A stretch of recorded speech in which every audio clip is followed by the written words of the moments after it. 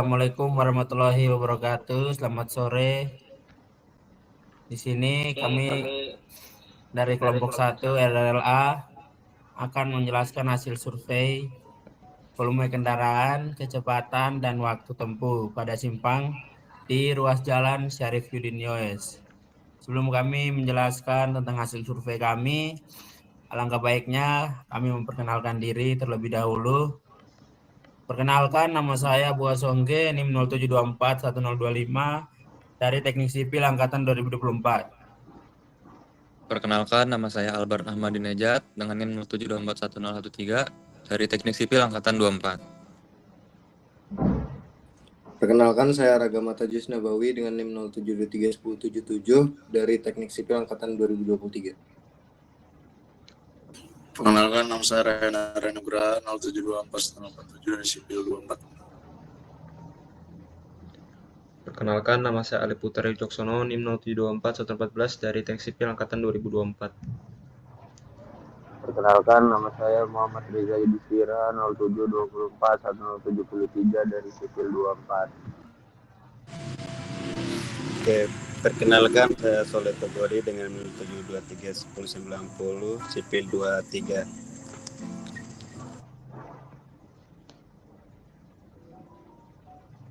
Oke, karena semua sudah memperkenalkan diri, kita lanjut ke pembahasan kita. Yang pertama ada lokasi observasi, survei volume kendaraan, survei kecepatan kendaraan, dan survei waktu tempuh kendaraan. Yang pertama lokasi observasi, yang pertama itu survei volume pada simpang. Untuk lokasi survei volume di ruas jalan Syarifudin Yos dengan titik simpang Pengadilan Agama Balikpapan. Titik pengamatan dibagi menjadi 3 titik dengan masing-masing 2 arah pengamatan. Yang pertama arah bandara menuju Dom dan Jalan Letkol Pol Asnawi Arbain. Yang kedua arah Dom menuju bandara dan Jalan Letkol Pol Asnawi Arbain. Yang ketiga arah Jalan Letkol Pol Asnawi Arbain menuju Dom dan bandara. Untuk survei volume kami lakukan selama 13 jam dari jam 6 sampai jam 7 malam untuk mengetahui puncak volume lalu lintas dengan hari pengamatan dilakukan selama hari Senin sampai hari Kamis. Untuk selanjutnya survei volume pada ruas, lokasi yang ditentukan sebagai survei volume pada ruas masih sama di ruas Jalan Syarifudin Yos dengan titik simpang Pengadilan Agama Balikpapan. Titik pengamatan dibagi menjadi 2 arah, yaitu arah Dom menuju bandara dengan yang menjadi ruas masuk dan arah bandara menuju Dom yang menjadi ruas keluar. Baik, selanjutnya akan dijelaskan oleh rekan saya Albert. Baik, selanjutnya ada geometri lokasi survei. Jadi di ruas jalan Syarifudin Yos tidak tersedia trotoar maupun fasilitas bagi pejalan kaki dan penyandang disabilitas. Jadi jalan sepenuhnya itu difungsikan untuk kendaraan yang bermotor dengan marka garis solid dan putus-putus yang masih jelas. Namun tanpa zebra cross di sepanjang ruas maupun di persimpangan. Jadi di persimpangan dekat Pengadilan Agama merupakan simpang 3 tanpa lampu lalu lintas dengan bentuk tidak simetris sehingga mempengaruhi kelancaran arus kendaraan. Pengaturan lalu lintas sepenuhnya mengendalikan kesadaran penuh pengguna jalan dan sesekali dibantu oleh petugas saat kondisi ramai. Baik, selanjutnya itu ada keterkaitan dengan daerah lain. Jadi di simpang depan kantor Pengadilan Agama Balikpapan merupakan titik lalu lintas vital di Jalan Syarifudin Yos, salah satu ruas utama Balikpapan Selatan yang menghubungkan kawasan administratif, pemukiman, dan komersial. Ke arah barat daya, jalan ini menuju Bandara Sepinggan, sementara ke arah timur laut mengarah ke pusat kota seperti MT Haryono dan Jenderal Sudirman. Simpang tersebut juga terhubung dengan Jalan Letkol Pol Asnawi Arbain yang menjadi akses pemukiman padat di Gunung Bahagia sekaligus jalur alternatif menuju pusat kota. Di sekitar simpang terdapat berbagai fasilitas publik penting seperti Gedung Kesenian Balikpapan, rumah jabatan wali kota, dan beberapa kantor layanan masyarakat lainnya. Keberadaan fasilitas ini membuat mobilitas di kawasan tersebut tinggi, terutama pada jam sibuk. Itu saja dari saya, terima kasih.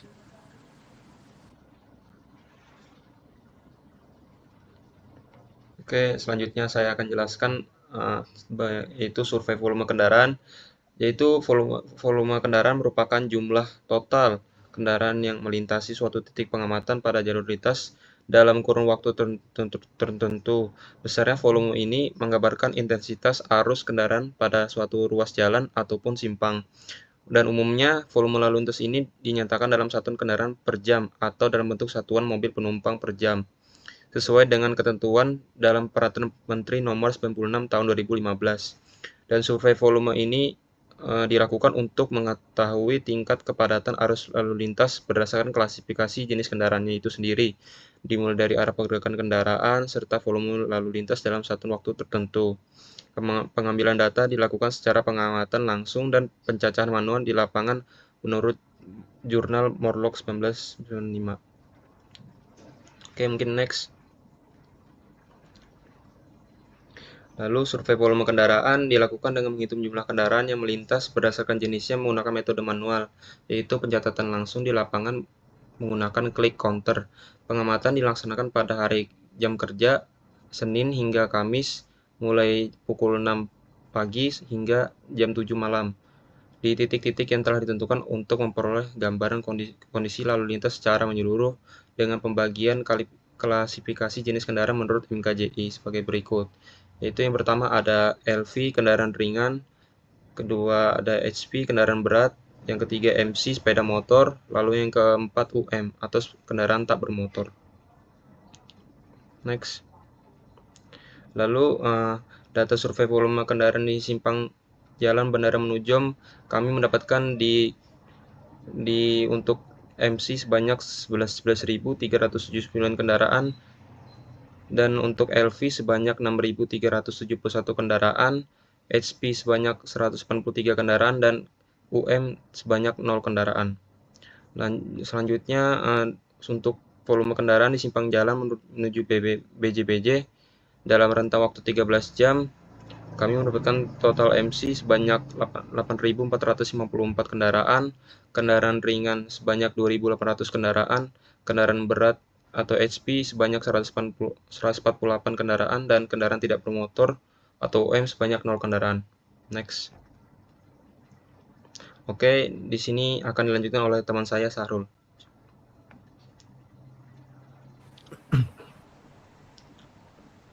Oke, sebelumnya perkenalkan nama saya Muhammad Sahrul Sahrudin dengan NIM 07249676. Jadi saya akan menjelaskan hasil survei volume simpang, di mana ada kendaraan dari simpang DOM menuju BJBJ dalam rentang waktu 13 jam. Terhitung mulai dari pukul 6.00 hingga 19.00 dapat diketahui total kendaraan bermotor roda 2 atau MC adalah sebanyak 4.204 kendaraan, kendaraan ringan LV sebanyak 2.419 kendaraan, kendaraan berat HV sebanyak 14 kendaraan, dan kendaraan tidak bermotor UM sebanyak 0 kendaraan. Selanjutnya ada data volume simpang kendaraan dari BJBJ menuju bandara dalam rentang waktu 13 jam. Terhitung mulai dari pukul 6.00 hingga 19.00 dapat diketahui total kendaraan bermotor roda 2 MC adalah sebanyak 7.027 kendaraan, kendaraan ringan LV sebanyak 3.145 kendaraan, kendaraan berat HV sebanyak 27 kendaraan, dan kendaraan tidak bermotor UM sebanyak 0 kendaraan. Selanjutnya ada data survei volume kendaraan di simpang BJBJ menuju DOM dalam rentang waktu 13 jam, terhitung mulai dari pukul 6.00 hingga 19.00. Dapat diketahui total kendaraan bermotor roda 2 sebanyak 3.242 kendaraan, kendaraan ringan sebanyak 2.042 kendaraan, kendaraan berat sebanyak 24 kendaraan, dan kendaraan tidak bermotor 0 kendaraan. Lalu ada kendaraan di simpang DOM menuju bandara dalam rentang waktu 13 jam juga, terhitung mulai dari pukul 6.00 hingga 19.00 dapat diketahui total kendaraan bermotor roda 2 adalah sebanyak 11.527 kendaraan, kendaraan ringan sebanyak 6.136 kendaraan, kendaraan berat sebanyak 148 kendaraan, dan kendaraan tidak bermotor sebanyak 0 kendaraan. Jadi hasil dari volume kendaraan seluruh titik simpang dalam rentang waktu 13 jam terhitung mulai dari pukul 6.00 hingga 19.00 dapat diketahui total kendaraan bermotor roda 2 adalah sebanyak 45.833 kendaraan, dan kendaraan ringan LV sebanyak 22.935 kendaraan, kendaraan berat HV sebanyak 652 kendaraan, kendaraan tidak bermotor UM sebanyak 1 kendaraan, dan total dari seluruh kendaraan di seluruh interval sebanyak 69.421 kendaraan. Next. Di sini juga ada analisis hasil survei simpang. Itu perhitungan konversi volume arus kendaraan ke satuan mobil penumpang atau yang disingkat SMP jam. Satuan mobil penumpang SMP adalah satuan untuk arus lalu lintas di mana arus berbagi kendaraan yang berbeda telah diubah menjadi arus mobil penumpang dengan menggunakan nilai ekuivalen mobil penumpang EMP PKJI 2023.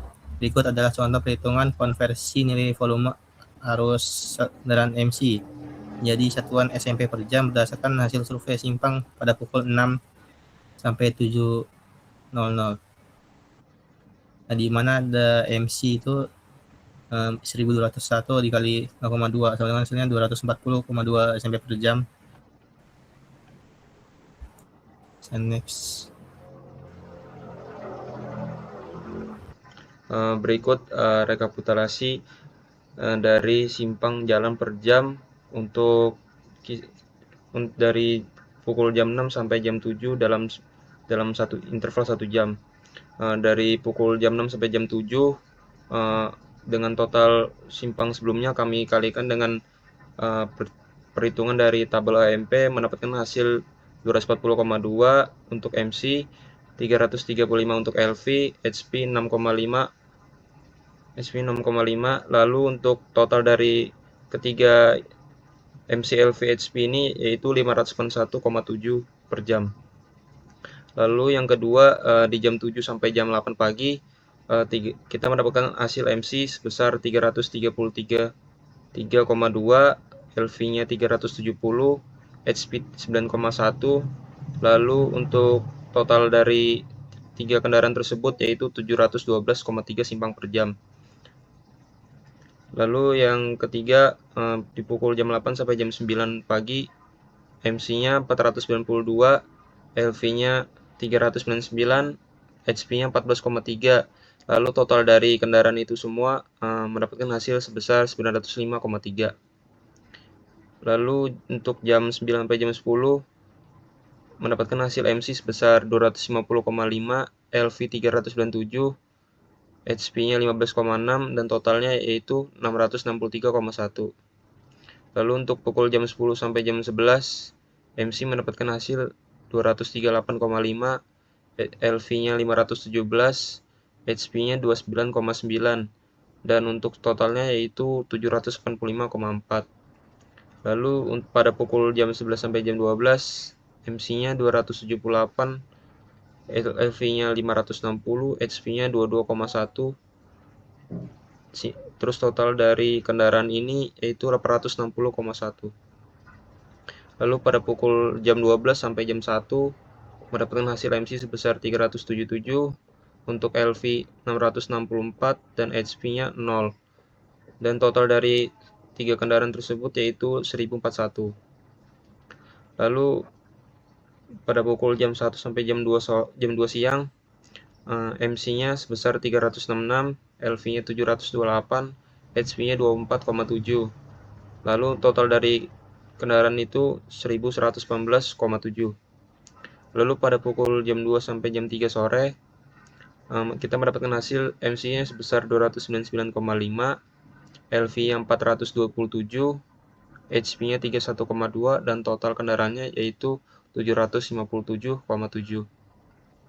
Lalu pada pukul jam 3 sampai jam 4 sore MC-nya sebesar 284,5, LV-nya 431, HP-nya 33,8, dan totalnya yaitu 749,3.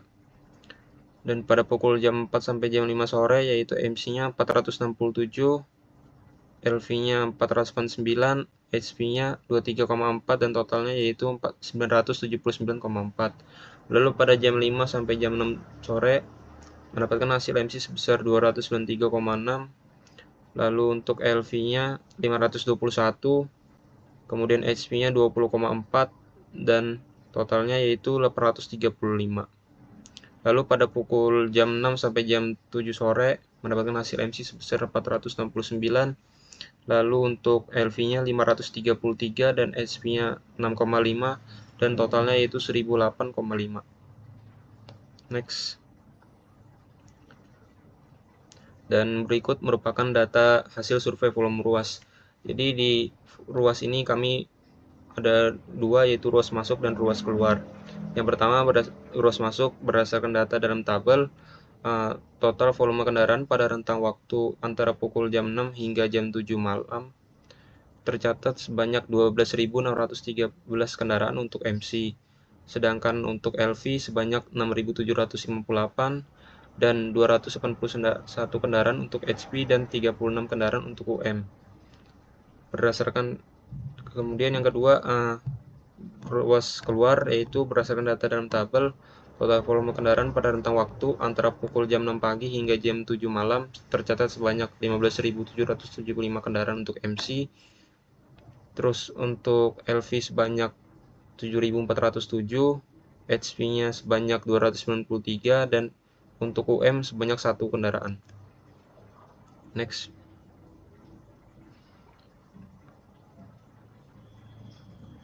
Lalu di sini ada analisis hasil survei ruas. Jadi perhitungan konversi volume arus kendaraan satuan mobil penumpang per jam. Satuan mobil penumpang adalah satuan untuk arus lalu lintas di mana arus berbagai kendaraan yang berbeda telah diubah menjadi arus mobil penumpang dengan menggunakan nilai ekivalen mobil penumpang atau EMP diambil dari PKJI tahun 2023. Dan berikut adalah contoh perhitungan konversi nilai volume arus kendaraan MC menjadi satuan simpang per jam berdasarkan hasil ruas masuk pada pukul jam 6 pagi sampai jam 7 pagi, yaitu didapatkan MC-nya pada jam 6 sampai jam 7 itu totalnya 1.216 dikali 0,40, yang dimana dari perhitungan di sini kemudian dikali ini sama dengan 486,4 simpang per jam. Next.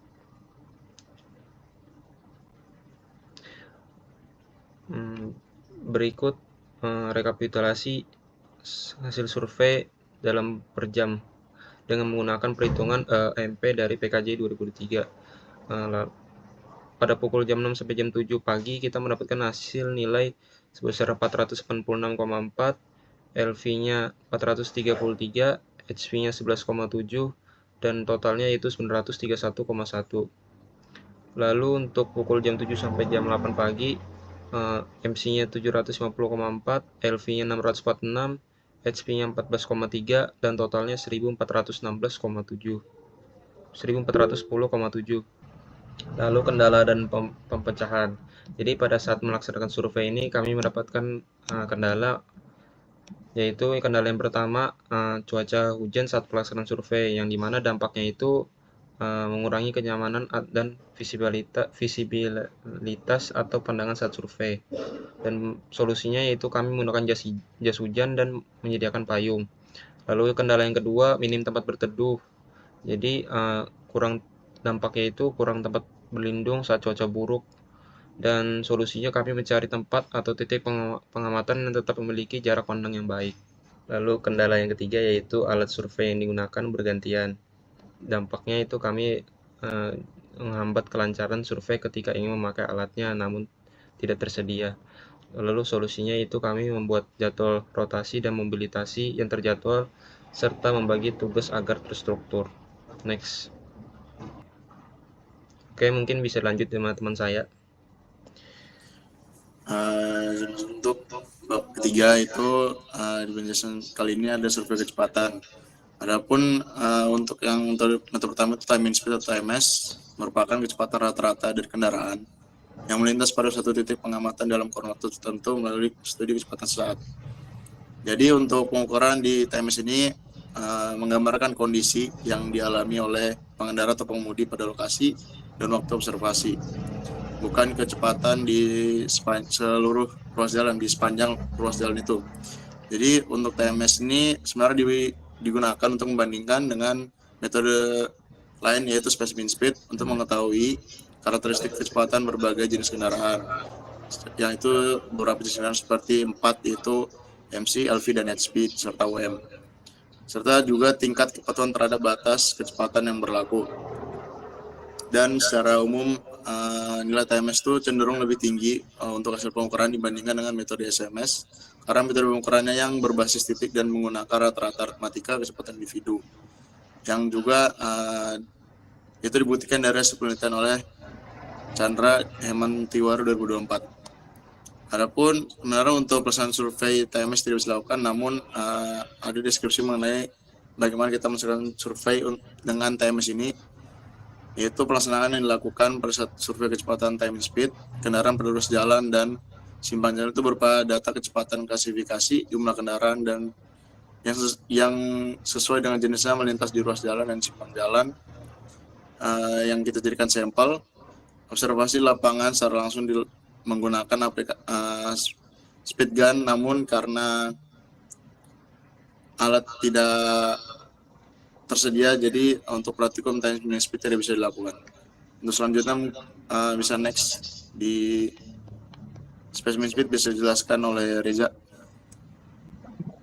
Oke, jadi kita bakal ngebahas soal specimen speed atau SMS. Jadi specimen speed itu adalah kecepatan rata-rata dari seluruh kendaraan menepati penggalan jalan selama periode waktu tertentu. Menurut Eko Nugroho Julianto 2000, specimen speed adalah rata-rata kecepatan kendaraan yang dihitung berdasarkan jarak yang dilalui kendaraan di suatu segmen tertentu. Konsep ini penting dalam rekayasa lalu lintas. Mengapa? Karena memberikan gambaran yang lebih akurat tentang kondisi lalu lintas. Kecepatan rata-rata ruang dapat didefinisikan sebagai waktu rata-rata yang dibutuhkan oleh kendaraan pada ruang tertentu yang melewati suatu titik. Lalu SMS juga didefinisikan sebagai kecepatan rata-rata seluruh kendaraan pada suatu ruas jalan tertentu pada suatu waktu tertentu. Berikut ada rumus dari. Jadi di analisis hasil survei ini berdasarkan dari data yang kita dapat dengan panjang segmen sejauh 100 meter, dapat juga dalam satuan kilometer per jam, dan dapat dihasilkan pada tabel berikut. Berikut adalah contoh perhitungannya. Boleh di next.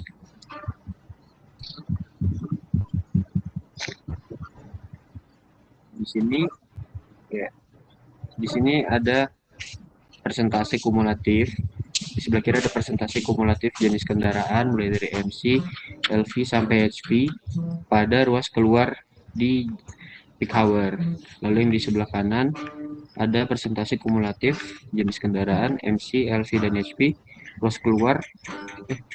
Persentase kumulatif jenis kendaraan mulai dari MC, LV, dan HP pada ruas keluar di kondisi free flow. Yang di sebelah kanan juga sama, jenis kendaraannya mulai dari MC, LV, dan HP pada ruas masuk di kondisi free flow. Boleh di next.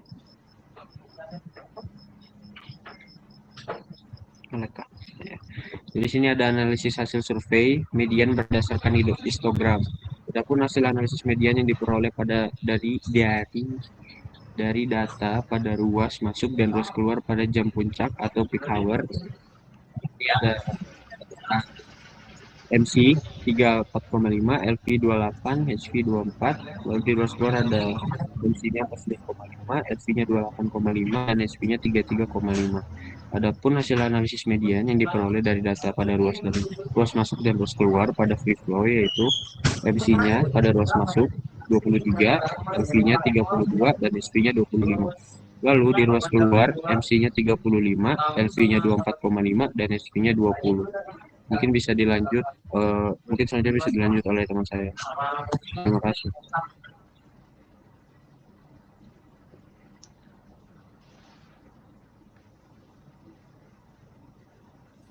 Izin lanjutkan, jadi untuk selanjutnya itu ada kecepatan modal berdasarkan histogram. Untuk yang tadi nilai median itu nilai tengah, dan ini adalah kecepatan modal. Adapun hasil kecepatan modal diperoleh bisa dilihat pada ini ruas keluar dan ruas masuk. Untuk di peak hour, untuk di MC itu ada 37, LV ada 23, dan HP ada 24. Sedangkan di ruas keluar ada 37, LV 27, dan HP ada di 22. Selanjutnya itu di free flow. Untuk MC di ruas masuk ada 28, LV 22, dan HP ada 20. Dan untuk ruas keluarnya 22 untuk MC serta LV dan 20 untuk di HP. Boleh next. Lalu selanjutnya itu analisa hasil survei pace berdasarkan histogram. Jadi untuk pace ini merupakan interval. Jadi bisa lihat untuk hasil datanya itu untuk ruas masuk di jam puncak atau peak hour ada interval dari 30 sampai 42 untuk MC, interval 18 sampai 28 untuk LV, serta 19 hingga 29 untuk HP. Untuk ruas keluar 32 sampai 42 untuk MC, 22 sampai 32 untuk LV, dan 17 sampai 27 untuk HP. Lalu untuk di ruas free flow itu ruas masuknya untuk MC ada 23 sampai 33, untuk LV ada 22 sampai 27, HP ada 16 sampai 25, dan untuk ruas keluar 17 sampai 27, untuk LV 17 hingga 27, dan untuk HP 33 sampai 25. Next. Selanjutnya itu ada analisis hasil survei untuk persentase 85. Jadi untuk persentase 85 ini yang mendekati angka 85 totalnya. Jadi berikut adalah hasil kecepatan persentase 85 diperoleh dari ruas masuk dan ruas keluar di peak hour. Ada 37 untuk MC, 23 untuk LV, dan HP 24. Untuk di ruas keluar itu untuk MC ada 47, LV ada 26, dan HP ada 26. Dan juga untuk persentase 85 di free flow ruas masuk ruas keluar itu MC ada 28 terus ruas masuk, LV ada 32 untuk ruas masuk, serta SV untuk di ruas masuk. Untuk ruas keluarnya masing-masing MC, LV, HP itu 35, 22, dan 20. Adapun saat kita melakukan survei specimen speed ada kendala yang terjadi, dan untuk di specimen speed sendiri hanya satu, yaitu kendaraan tiba-tiba berhenti dan dapat berdampak terhadap survei. Itu objek kendaraan tidak dapat diambil untuk dijadikan sampel data karena kendaraan yang kita jadikan sampel tidak melewati titik yang sudah ditentukan, yaitu sejauh 100 meter, dan pemecahannya atau solusi ya kita mengganti kendaraan yang akan dijadikan sampel untuk data specimen speed ini. Jadi untuk selanjutnya di bab 4 itu survei waktu tempuh akan dijelaskan oleh teman saya Ragamat Isnawi. Oke, selanjutnya di sini kita ada survei waktu tempuh, yaitu survei yang bertujuan untuk mengetahui waktu total yang dibutuhkan kendaraan untuk menyelesaikan perjalanan tertentu pada ruas jalan tertentu. Survei ini biasa dilakukan dengan cara mengukur waktu perjalanan kendaraan dari titik awal ke titik akhir dengan bantuan stopwatch dan atau alat GPS, dan data ini digunakan untuk menganalisis tingkat kelancaran arus lalu lintas serta kinerja jalan. Survei ini penting dalam perencanaan dan evaluasi sistem jaringan jalan serta perencanaan geometrik jalan. Next. Untuk pelaksanaan survei lapangan ini dilaksanakan di ruas jalan Syarifuddin West untuk menentukan waktu perjalanan yang dibutuhkan pada suatu kendaraan pada ruas jalan dan waktu yang tertentu.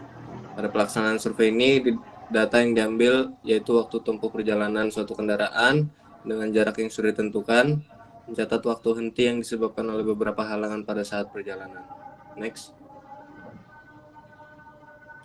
Kemudian survei ini dilakukan pada jam puncak atau yang bisa disebut peak hour yang telah ditentukan sebelumnya di data volume kendaraan, yaitu pada pukul 4 sore sampai 5 sore dengan mengukur jarak sebesar 500 meter. Data kendaraan yang diperoleh yaitu sebanyak 3 sampel untuk setiap jenis kendaraan. MC, HV, dan LV. Kemudian waktu tempuh kendaraan yang diamati beserta waktu henti kendaraan yang diamati dicatat.